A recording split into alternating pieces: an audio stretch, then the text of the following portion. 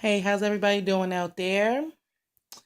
My name is Toya, and I'm finally starting to share stuff on my channel about things that are personal and things that can be of assistance to others. Um, this is probably going to be a little two-part video because um I got some facts and stuff like that that I'd like to add to this.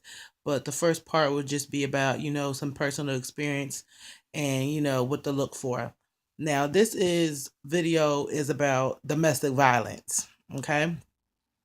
Um, Testimonies are everything. You know what I mean? When you think about your life and how terrible things could be, it's like what can come of this? How can I make sense of the terrible things that have happened or whatever?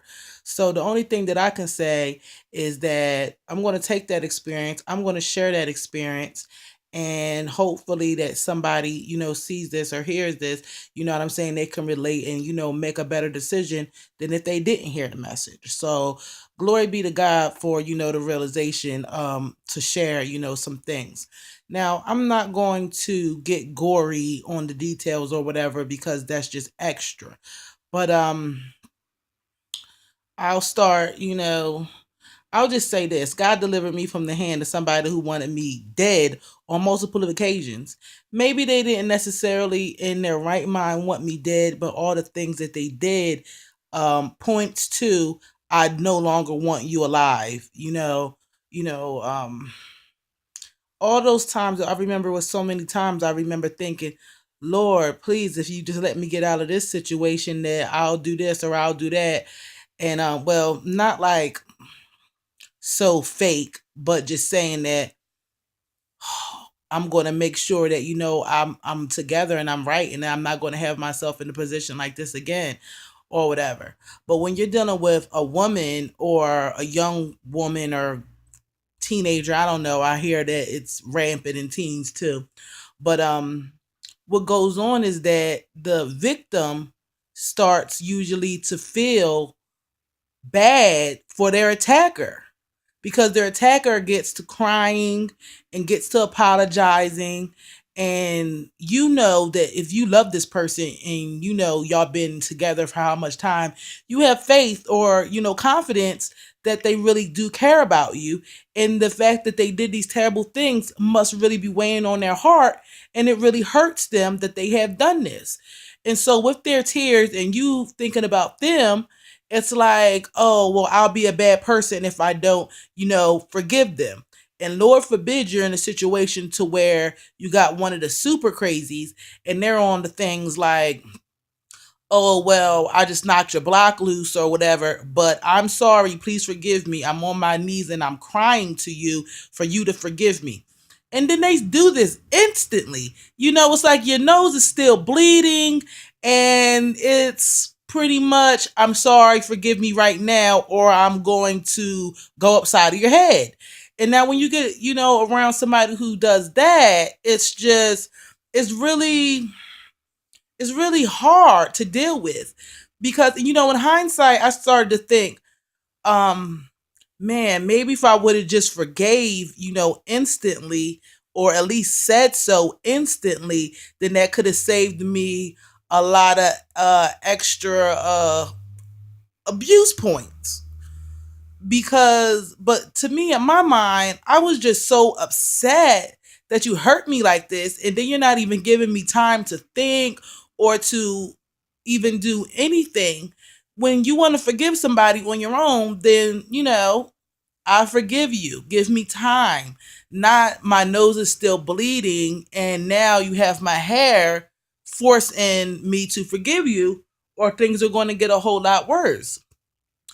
Now, I feel really, really bad. I went to a women's center or whatever. I'm not going to say where it is, the location or whatever, but I went to one of those shelters or whatever, and they were giving me facts about stuff, and someone said that it's usual for an abused woman to be in this relationship, and she usually goes back or accepts them back a good 7 times before she's had enough or is dead.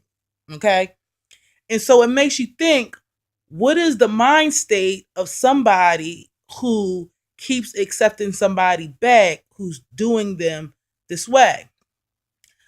I can't speak for everybody, but I'm going to speak for myself.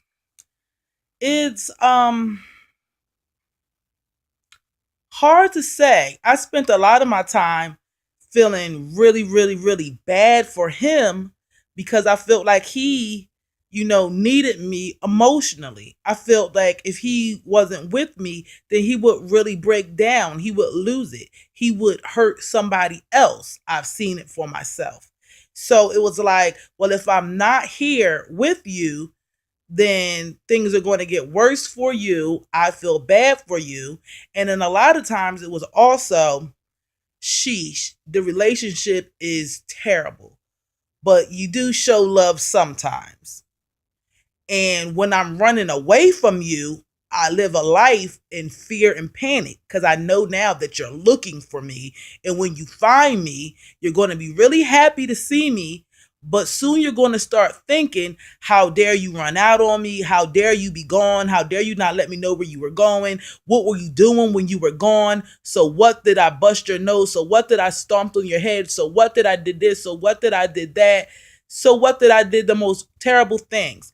And honestly, you had a good reason for leaving or whatever. But in their mind, it's, well, I'm happy that you're back, but now that you are, you don't think you're going to pay for thinking that you could leave me or whatever. And so when you're gone, you ran off or whatever because you don't want to be involved. It's so much agony in everyday life. I mean, you hear somebody knock on the door, it's like you run for cover. I literally remember being like in a bathroom every time somebody knocked on the door because I was scared that he was coming for me. And then when he came, it was like, oh, I just might as well just go on with this guy because if I don't, it's going to get real ugly real fast. Oh my gosh.